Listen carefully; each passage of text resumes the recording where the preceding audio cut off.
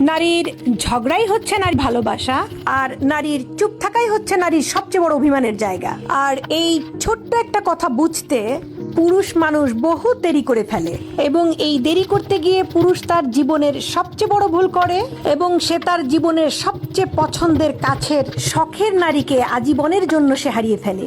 সেজন্য আমার মনে হয় যে আপনার লাইফ পার্টনার, আপনার ওয়াইফ, আপনার সবচেয়ে কাছের নারী যদি আপনার সঙ্গে ঝগড়া করে, তার মানে এই না যে সে আপনাকে ভালোবাসে না, তার মানে এই না যে সে কেয়ার করছে না। সে ভালোবাসে আপনাকে অনেক। সে ঝগড়া করে মানেই হচ্ছে সে আপনার প্রতি তার অধিকারটা প্রকাশ করতে চায়, সে আপনাকে ভালোবাসতে চায়। আর যখন নারী চুপ হয়ে যায়, অভিযোগ করা বন্ধ করে দেয়, ঝগড়া করা বন্ধ করে দেয়, তখন বুঝে ফেলবেন যে আপনার নারী এতটা অভিমান করেছে, যদি এখন আপনি না মানাতে পারেন, আগামীতে সে আপনার হয়ে আর থাকবে না।